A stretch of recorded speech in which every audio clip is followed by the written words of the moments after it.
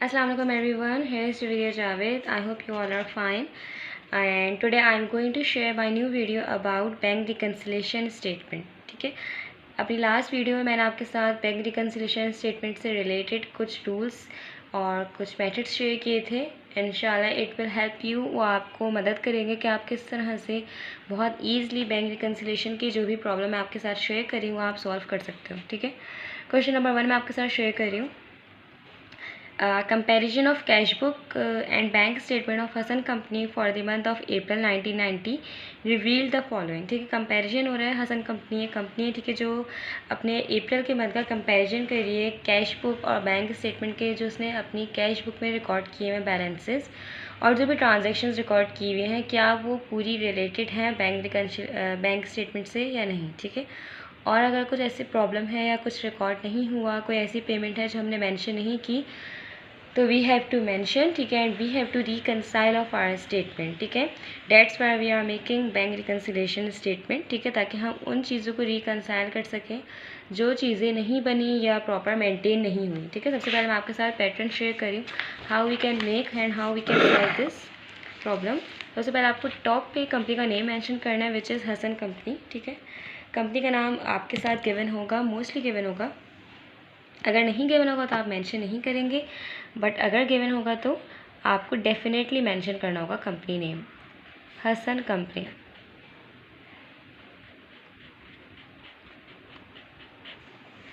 Second thing is main heading bank reconciliation statement. ठीक है,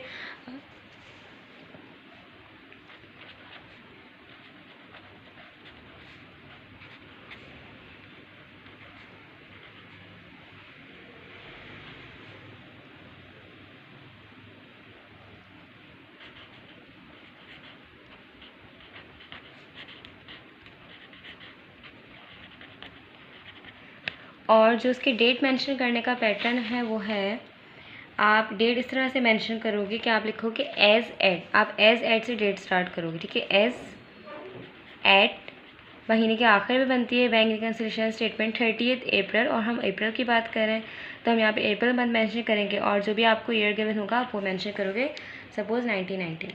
ठीक है, अच्छा विद ब्लैक पॉइंटर। ठीक है, ये मेन हेडिंग आपको जो मैक्सिमम 3 लाइन्स आपको यूज़ करनी है, 1 for company name, second one is bank reconciliation statement, and third one जो आप लाइन यूज़ करोगे अपनी वो आप डेट मेंशन करोगे। ठीक है, सेकंड है आपके साथ, मैं आपके साथ शेयर करें कि आपको किस तरह से पैटर्न बनाना है। यहाँ पे हम सीरियल नंबर शो नहीं करते, बैंक रिकन्सिलेशन स्टेटमेंट में रेफरेंस आता है, रेफरेंस नंबर एक गिवन होता है। ठीक है, एंट्रीज़ का वो आपको यहाँ पे मेंशन करना होता है, आपको उसकी शॉर्ट फॉर्म मेंशन करनी है। फिर आता है पर्टिकुलर,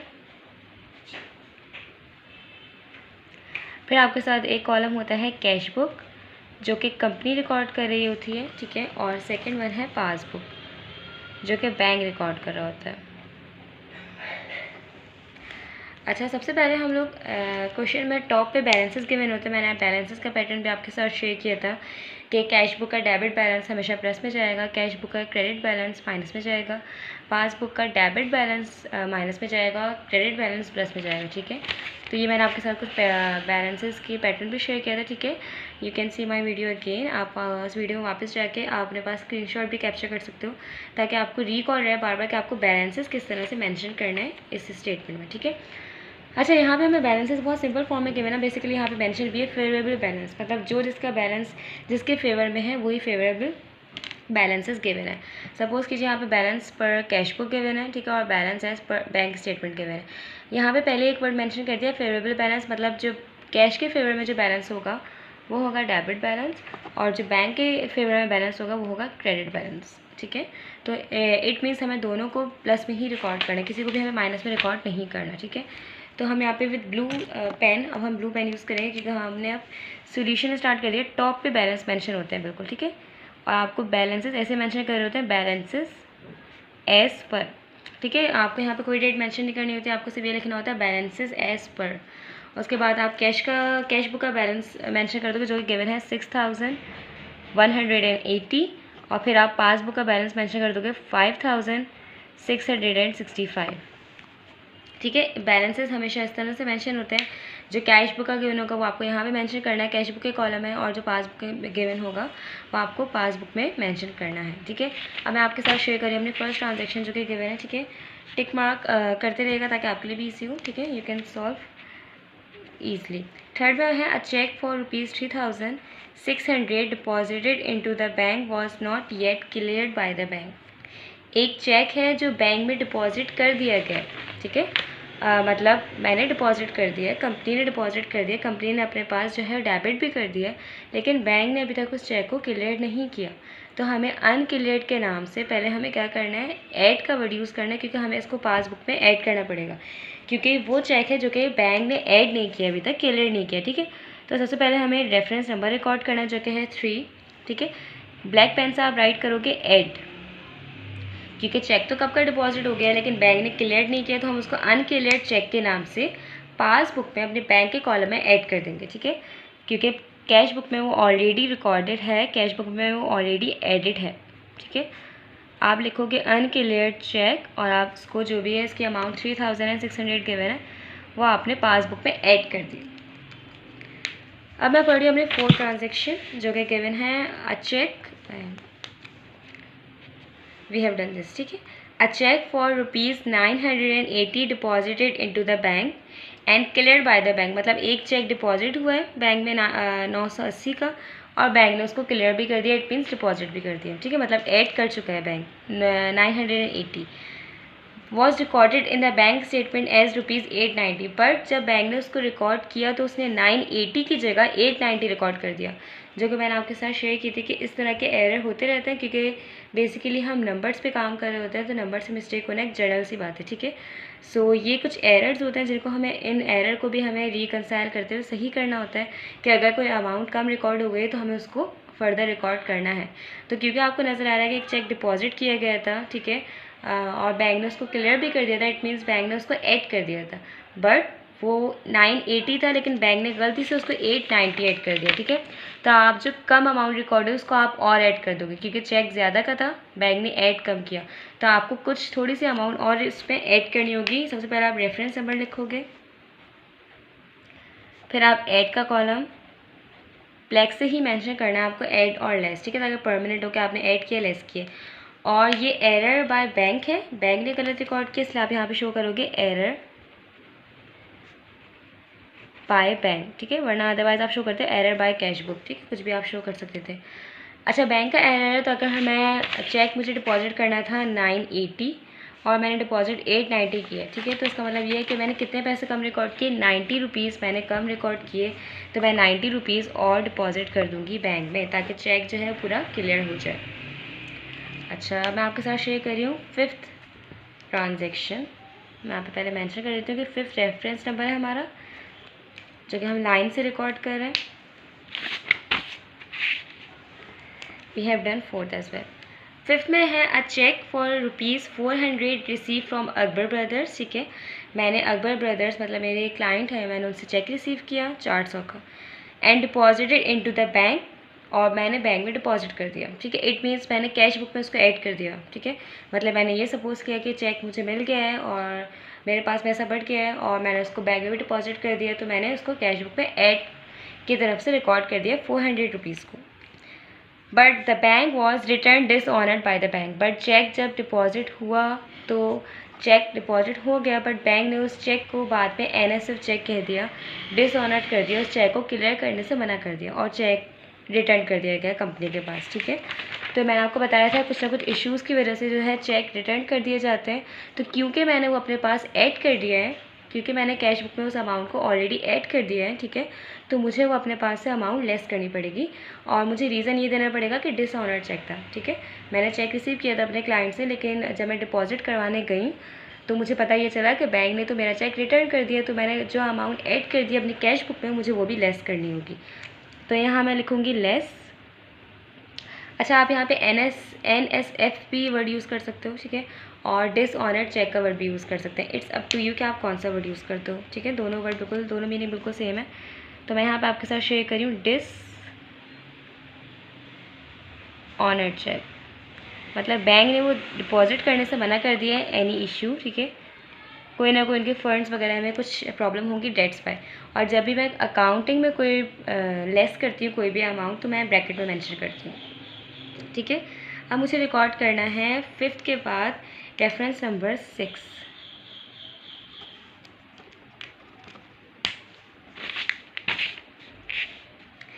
अच्छा, 5th हैज़ डन। ठीक है, 6 में a cheque for ₹3,500 issue to Aftab sports.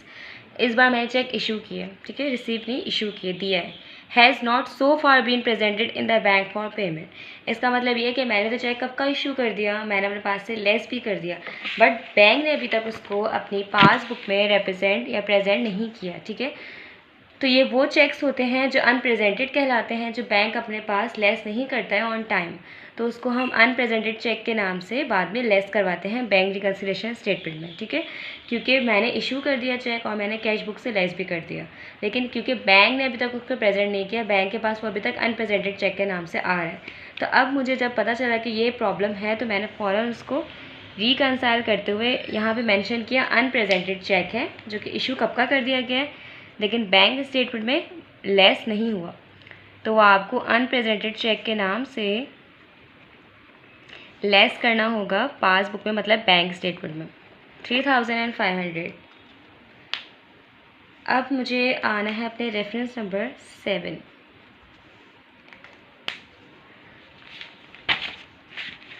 Six has done. ठीक है, अच्छा, रेफरेंस नंबर 7 में हमने 2 ट्रांजेक्शन एक साथ किए। The bank statement showed a debit of ₹135 for ज़कात डिडक्शन। मैं फिर आपको बता रही हूँ कि जब भी bank statement debit balance show करता है, इट मीन्स अमाउंट कम हुई है आपके अकाउंट से। इट मीन्स बैंक ने आपके अकाउंट से खुद डायरेक्टली ज़कात की डिडक्शन कर दी है। जो भी ज़कात की आप पेमेंट करते हो हर महीने, वो बैंक ने डायरेक्ट आपके अकाउंट से डिडक्ट कर दिए, इसलिए बैंक डेबिट हुआ है। और एक और चीज़ भी यहाँ परफॉर्म हुई है, and a credit for ₹210 for bank profit. मतलब एक ही दिन में आपका अकाउंट बढ़ा भी है और कम भी हुआ है। कम किस वजह से हुआ है? क्योंकि ज़कात की पेमेंट हुई है, ज़कात डिडक्शन जो भी आप पे करते हो हर महीने, तो बैंक ने डायरेक्ट आपके अमाउंट से वो जो है चीज़ लेस कर दी है, वो पेमेंट लेस कर दी है, और एक बैंक प्रॉफिट आपको मिलता है हर महीने, वो डायरेक्ट बैंक ने आपके अकाउंट में ट्रांसफ़र कर दिए। तो वो बैंक क्रेडिट भी हुआ है और बैंक डेबिट भी हुआ है।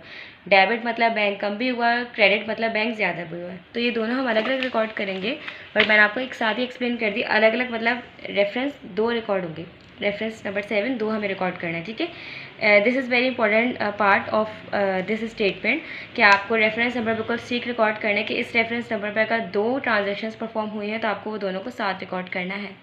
ठीक है, अच्छा, मेरे पास एक बार बैंक कम हुआ है और एक बार जो है वो ऐड हुआ है, बड़ा है बैंक बेसिकली।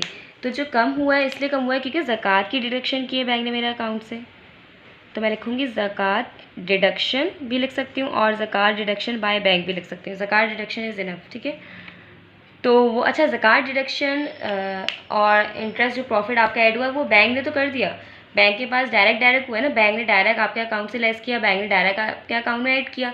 ये बैंक सारी स्टेटमेंट परफॉर्म कर चुका है, लेकिन आपको कैश बुक में ही सारी स्टेटमेंट परफॉर्म करनी। ठीक है, इट मीन्स ये है कि कैश बुक में, क्योंकि जब भी कोई डायरेक्ट पेमेंट हो जाती है बैंक के थ्रू, तो वह हम कैश बुक में हमें ऑन टाइम रिकॉर्ड नहीं कर पाते। हमें बाद में जब पता चलता है, हमारे पास मैसेज आता है कि अच्छा हमारा अकाउंट डेबिट हुआ है, क्रेडिट हुआ, फिर हम अपनी बुक्स में रिकॉर्ड करते हैं। ठीक है, तो बैंक तो अपने पास हर चीज़ रिकॉर्ड कर चुका है, क्योंकि बैंक की तरफ से तो डायरेक्ट पेमेंट हुई है, तो बैंक ने अपनी पासबुक पे रिकॉर्ड भी किया होगा।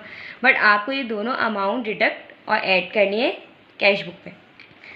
तो इसका मतलब आपको अपनी कैश बुक से पैसे कम करने होंगे, पहले ज़कात की डिडक्शन के लिए 135, उसके बाद आपको जो इंटरेस्ट इनकम की मिली, जो आपके बैंक ने आपके अकाउंट में डायरेक्ट ट्रांसफ़र कर दी, उसको आपको इंटरेस्ट इनकम के नाम से अपनी कैश बुक में ऐड करना होगा, जो कि है 210। एक मैंने लेस किया अमाउंट, एक मैंने ऐड किया अमाउंट। ठीक है, कैश बुक में, क्योंकि बैंक तो ऑलरेडी रिकॉर्ड कर चुका था। अब रेफरेंस नंबर 8।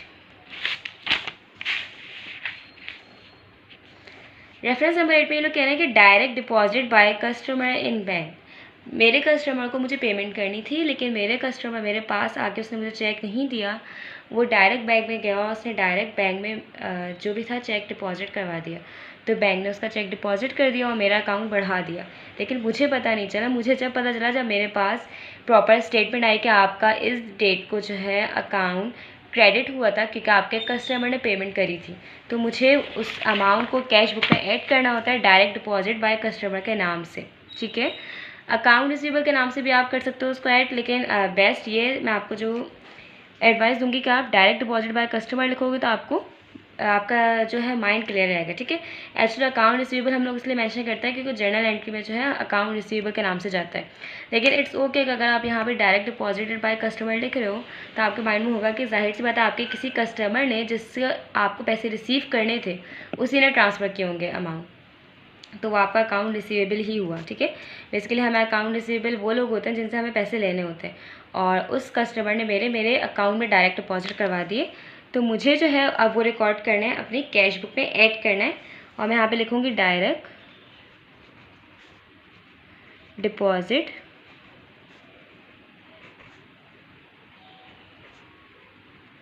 By customer. अच्छा वो है 7,000।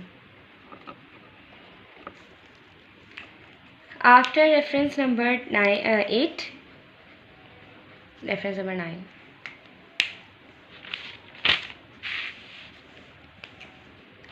बैंक सर्विस चार्जेस, मतलब बैंक ने सर्विस चार्जेस पे किए हैं जो कि बैंक को हमें पे करने होते हैं, तो बैंक ने डायरेक्ट मेरे अकाउंट से डिडक्ट कर दिए, ठीक है। बैंक ने तो डिडक्ट कर दिए लेकिन मुझे कैश बुक से डिडक्ट करना अभी बाकी है, तो मैं लेस कर दूँगी कैश बुक से, और मैं मेंशन करूँगी कि बैंक सर्विस चार्जेस पे किए गए हैं डायरेक्टली बाय बैंक, ठीक है। तो मैं यहाँ पर लेस करूँगी और मैं यहाँ पर मेंशन करूँगी कि रीज़न क्या था,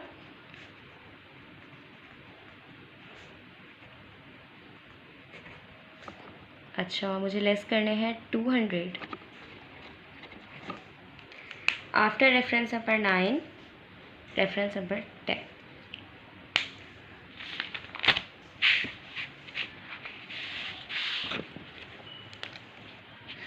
dividend directly collected by bank, ठीक है। डिविडेंड भी एक तरह से एक इनकम होती है बैंक की जो कि हमारे अकाउंट में जो है वो ऐड होती रहती है, तो बैंक ने डिविडेंड इनकम कलेक्ट की है, और बैंक ने कलेक्ट की मतलब बैंक ने कलेक्ट की तो बैंक ने डायरेक्टली हमारे अकाउंट में ट्रांसफ़र कर दी होगी, तो मेरा अकाउंट तो क्रेडिट हो चुका होगा, बढ़ गया होगा, लेकिन मुझे वो इनकम अपने कैश बुक में भी ऐड करनी है, ठीक है। तो मैं डिविडेंड इनकम के नाम से अपने पास ऐड करूँगी कैश बुक में।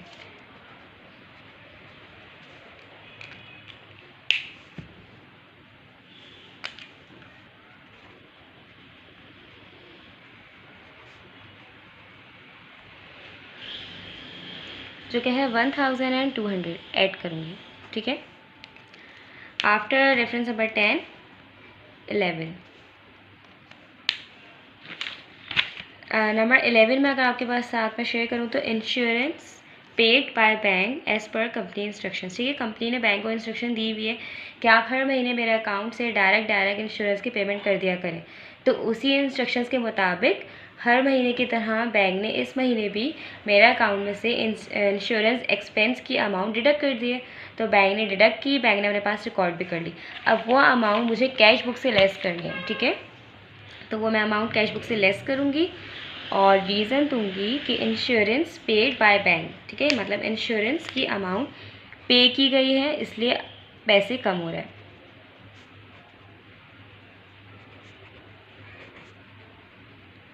अच्छा कितनी अमाउंट है आपकी, 6,500 जो है इंश्योरेंस की अमाउंट पे की गई है। मोस्टली ज़्यादातर ट्रांजेक्शन ऐसी होती हैं कि बैंक रिकॉर्ड कर चुका होता है लेकिन आपको रिकॉर्ड करनी होती है, क्योंकि मोस्टली ट्रांजेक्शन ऐसी होती हैं जो बैंक डायरेक्ट ट्रांसफ़र कर रहा होता है हमारे अकाउंट में और लेस भी कर रहा होता है, ठीक है, मतलब पेमेंट भी कर रहा होता है और कुछ इनकम वगैरह होती है तो वो ऐड भी कर रहा होता है। तो जब हमारे पास प्रॉपर स्टेटमेंट आती है या प्रॉपर मैसेज आता है थ्रू वेब बैंकिंग, जो भी आपके पास आती है, जिससे भी रिलेट जो भी अकाउंट से आपके पास इन्फॉर्मेशन जब आती है तो आप उसको कैश बुक पर रिकॉर्ड कर लेते हो। आफ्टर रिकॉर्डिंग आप बैंक रिकन्सिलेशन स्टेटमेंट बनाते हो, उसके बाद जो भी रिकनसाइल रह गया होता है एरर वगैरह जो भी, उसको आप सही कर लेते हो, ठीक है। आफ्टर 11 लास्ट ट्रांजेक्शन, ठीक है, a debit memo for rupees 1,500 accompanied by the bank statement for locker rent. The bank had erroneously charged his to Hassan Company instead of Hussain. Hasan company जो है मेरी कंपनी का नाम है, ठीक है। मेरी कंपनी के अकाउंट में जो है उसको क्या करने थे, मेरी कंपनी के अकाउंट से उसको लेस करने थे, ठीक है, लेकिन उसने किसकी कंपनी के लॉकर रेंट भी, एक तरह से लॉकर रेंट के लिए भी मुझे पेमेंट वगैरह करनी होती है, ठीक है। तो उसके लिए भी मुझे बेसिकली एक एक्सपेंस खर्चा पे करना पड़ता है, ठीक है। तो वो भी हर महीने जो है बैंक डायरेक्ट मेरे अकाउंट से लेस कर देता है। लेकिन इस बार बैंक ने मेरे लॉकर मेरे कंपनी से मतलब मेरे अकाउंट से लेस करने के बजाय हसन कंपनी से लेस करने के बजाय उसने हुसैन ब्रदर्स की कंपनी से लेस कर दिया, उनके अकाउंट से लेस कर दिया, जबकि मेरा अकाउंट से लेस करने थे, ठीक है। तो ये और 1500 ही लेस किया अमाउंट का, इसमें एरर नहीं है, इसमें एरर है कंपनी का, ठीक है, इसमें एरर है अकाउंट का। तो जो मैं लॉकर रेंट के लिए पे करती हूँ, ठीक है, एक डेबिट मेमो इशू होता है जो कि मुझे हर महीने पे करना होता है। तो वो जो मुझे पे करना था तो वो बैंक ने लेस करने के बजाय किसी और कंपनी के अकाउंट से लेस किया, ठीक है। तो वो मुझे क्या करना है, जो गलती से लेस हो गया उसको मुझे ऐड करना पड़ेगा। मतलब जिसकी कंपनी से लॉकर्स रेंट किसी और का अकाउंट से डिडक्ट हो गया तो मैं उसको ऐड कर दूँगी और मैं लिखूँगी एरर बाय बैंक।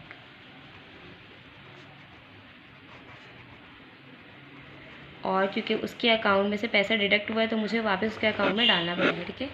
और बाद में जो भी है कंपनी ने बाद में बैंक ने बाद में रिकॉर्ड कर लिया होगा मेरे अकाउंट से, वो जो है वो यहाँ पे शो नहीं किया, तो हम उतना ही रिकॉर्ड करेंगे जितना एरर हमें शो किया गया है। तो एडजस्टेड और करेक्टेड बैलेंस, ये जो हमारा टोटल आएगा, बेसिकली आपको लास्ट में इस तरह से टोटल मेंशन करना है जिस तरह से आप सबका टोटल मेंशन करते हो, ठीक है। आपको ब्लैक पेंसिल यूज़ करनी है, ठीक है, for lining and for making this chart. मैंने ब्लू कलर से यूज़ किया ताकि हाईलाइट हो, ठीक है, आपको प्रॉपर चार्ट नज़र आ जाए। और जब आप टोटल बैलेंस शेयर करोगे तो इस तरह से आपको नीचे डबल लाइन शो करनी है। अकाउंटिंग का बैलेंस हमेशा डबल लाइन में ही शो होता है। और आपको पूरा प्रॉपर वर्ड यूज़ करना है कि एडजस्टेड, और यू कैन मेंशन करेक्टेड भी आप मेंशन कर सकते हो, या एडजस्ट किए हैं कुछ एंट्रीज, कुछ करेक्ट किए हैं, ठीक है, तो दोनों वर्ड आप यूज़ कर सकते हो बैलेंस, ठीक है। अब ये और ये साइड हमें किस तरह से ऐड करनी है, ठीक है। 6180 ऐड करूँगी मैं, 210 ऐड करूँगी, 7000 ऐड करूँगी, 1200 ऐड करूँगी। जब मैं ये सारे अमाउंट ऐड कर दूँगी उसमें से मैं लेस करूँगी 400, 135, 200 और 6500। तो मेरे पास जो टोटल अमाउंट आएगी कैश की वो आएगी 7355। इसी तरह से मुझे पासबुक का बैलेंस भी निकालना है। पासबुक के बैलेंस में भी मैं 5665 ऐड करूँगी, 3600 में उसमें मैं ऐड करूँगी 90, उसमें मैं ऐड करूँगी 1500, उसमें से मैं लेस कर दूँगी 3500, जो कि एक ही अमाउंट है जो लेस हो रही है। तो मेरे पास टोटल बैलेंस आएगा पासबुक का 7000। आपका इस दफ़ा बैलेंस टोटल आना चाहिए। अगर आप ऊपर देखो तो बैलेंस हमारा टोटल नहीं है, आपको नज़र आ रहा होगा, ठीक है, फेवरेबल है लेकिन टोटल नहीं है, ठीक है। लेकिन महीने के आखिर में हमें इस बैलेंस को टोटल करना है ताकि हमारे कैश बुक के रिकॉर्ड्स और हमारे पासबुक के रिकॉर्ड्स दोनों रिकनसाइल हो जाएं, आपको जिसमें कोई एरर ना बचे, ठीक है, या कोई ऐसी पेमेंट ना बचे, कोई ऐसा चेक ना बचे जो प्रेजेंट ना हुआ हो या क्लियर ना हुआ हो, इशू कर दिया गया हो या डिपॉजिट कर दिया गया हो, बैंक स्टेटमेंट में शो ना हो रहा हो, ऐसी कोई पेमेंट हो जो हमने ना रिकॉर्ड की हो, रिकॉर्ड हो चुकी हो, लेस हो चुकी हो, लेकिन मैंने कैश बुक में ना रिकॉर्ड किया, तो ऐसा कुछ भी अब नहीं रहता, सब कुछ रिकनसाइल हो जाता है। तो हम लोग इसलिए बनाते हैं बैंक रिकन्सिलेशन स्टेटमेंट, ठीक है। This question has done. Thank you so much. अल्लाह हाफिज़, टेक केयर।